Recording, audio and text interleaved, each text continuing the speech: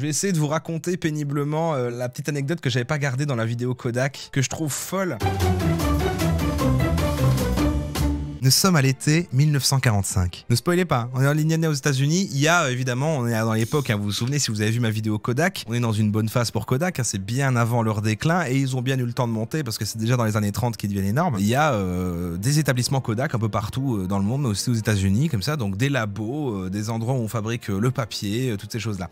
Et il y a un truc dont je vous ai pas parlé, mais en réalité Kodak, il faisait aussi tout ce qui était film radiographique pour la médecine, donc tout ce qui était utilisé pour faire des radios. Seulement, ce qui se passe, c'est qu'un jour, comme ça, hein, donc comme je vous le dis, à l'été 1945, il y a ce petit établissement Kodak dans l'Indiana aux États-Unis qui remarque quelque chose d'inattendu. Il trouve un film radiographique qui sert donc pour le médical, qui est tacheté comme ça de petites poussières noires, de petites taches noires, quoi. C'est comme ça, c'est moucheté sur plein de petites taches noires du truc. Alors ils se disent, mais là c'est la merde, c'est notre papier qui sert pour le truc médical. Alors voir s'il est déjà tacheté de noir, ça peut fausser des résultats médicaux, c'est dangereux, machin, c'est le bordel, etc.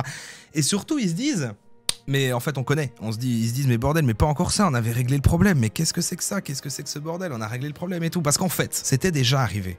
C'était déjà arrivé ce problème. Si vous voulez, à l'époque, on utilise beaucoup, dans le contexte de la guerre, on est en 1945, on utilise beaucoup ce qu'on appelle le radium. Donc le radium qui sert en fait à faire, qui est utilisé pour ses propriétés fluorescentes, donc qui sert à faire voilà, les aiguilles et des tableaux de bord, pour faire les montres, pour que ça brille dans le noir et ce genre de trucs. Et donc globalement, ça c'est une substance qui contient la radioactivité. Il y avait un délire comme quoi ce truc-là qui était utilisé un petit peu partout contaminait les films de Kodak. C'est déjà arrivé bien avant ça, donc Kodak ce qu'il faisait c'est ok, on va réguler toute la chaîne de production, on va faire beaucoup plus attention pour ne pas que les matières premières qui servent à faire le papier, machin, tout ça, nos émulsions et tout sont en contact avec du radium et tout, machin, comme ça, voilà. Ils avaient résolu le problème et du coup, ça passait. Mais là, ils se disent, putain, ça réarrive encore, qu'est-ce que c'est que ça? Et là, forcément, il y a Kodak qui met son meilleur scientifique sur le coup. Julian Webb, voilà, c'est ça. Julian Webb qui va analyser donc les éléments sur le film défectueux, va vraiment prendre le papier, il va analyser ce qu'il y a dedans et il va se dire, mais en fait, c'est pas du radium. Et là, je vais faire semblant que je connais tout ça, mais ça, j'en sais rien, mais il va trouver du cérium 141.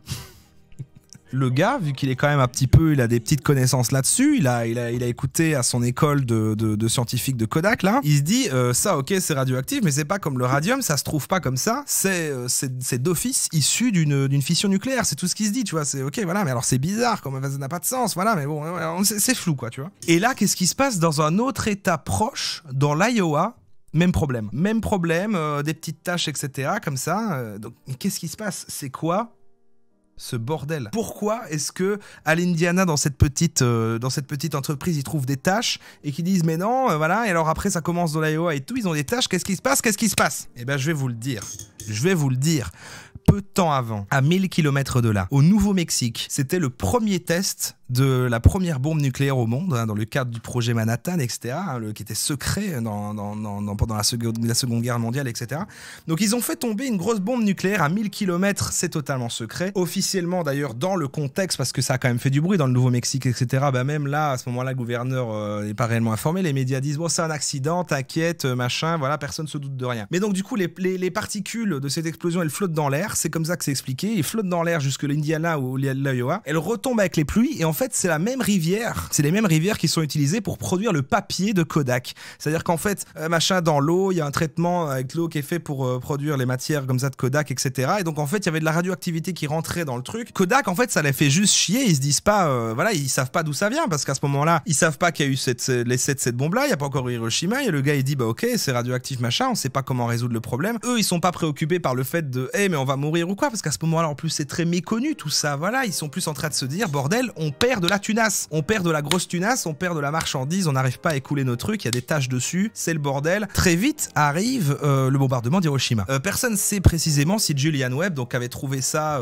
qu'avait trouvé la raison de ça en 45, etc., avait fait la connexion entre, il y a ce matériau-là, fission nucléaire, machin, la bombe, Hiroshima, machin, en fait, est-ce que c'était des tests? On sait pas. Mais il va rendre un rapport qui va faire le lien entre tout ça en 49, qui explique que les taches sur les films radiographiques provenaient de l'essai de la Première première bombe nucléaire. En 1951, bah, y a des nouveaux tests de bombes nucléaires, machin, tout ça, la guerre froide, tout ça. Heureusement, entre-temps, bah, ça a été un peu cadré, tous ces essais nucléaires. Il y a des scientifiques qui ont mis des règles en mode vous devez faire ça comme ci, comme ça, parce que sinon c'est dangereux pour les gens et tout, et ça fait des conséquences et tout ça. Les mesures mises en place, c'est il faut les faire à l'est des États-Unis, parce que c'est comme ça que va le vent, et alors du coup, en faisant l'est des États-Unis, c'est beaucoup moins problématique. Et il faut faire à au moins 250 km de toute habitation pour les nouveaux tests et genre de trucs comme ça. Alors évidemment, comme c'est des Américains, ils vont faire leurs tests à l'ouest des États-Unis et à 150 km de Las Vegas.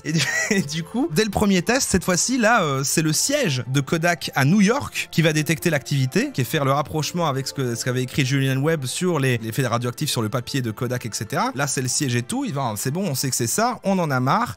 Et là, on est carrément dans une situation où en fait Kodak veut poursuivre le gouvernement américain pour tous les dégâts qu'ils ont fait à leurs produits et l'argent perdu. Ils sont pas en train de faire machin, mais c'est dangereux et tout machin. Non, ça, ils voulaient poursuivre le gouvernement en mode on veut remboursement sur tout ce papier qu'on perd avec des taches dessus et tout ça, et on perd plein de thunes, on veut être dédommagé quoi. Du coup, sur base de ça, il y a un accord qui se fait entre Kodak et le gouvernement américain. L'accord, c'est que le gouvernement va prévenir Kodak à chaque fois des dates de tests de bombes atomiques et aussi de l'estimation des retombées et vers où ça va retomber et tout ça, pour qu'ils puissent s'organiser sans que ça perturbe le moins possible la production des produits Kodak, de leurs marchandises, etc. Donc il y a une espèce d'alliance qui se fait en mode bon, on va faire péter des bombes là-bas, donc si jamais vous faites ça machin, pour pas que ça touche vos trucs, faut que vous soyez plus là et vous fassiez comme ça et tout. Donc il y a une entente qui se fait. Kodak n'a le droit de rien dire. L'accord, c'est Kodak ne peut pas parler des tests nucléaires sur le sol américain, et en échange, bah du coup, voilà, le gouvernement prévient Kodak des essais. Et alors évidemment, le jour où le scandale éclate, les Américains apprennent qu'il y a des centaines de tests nucléaires qui ont été faits sur le sol américain,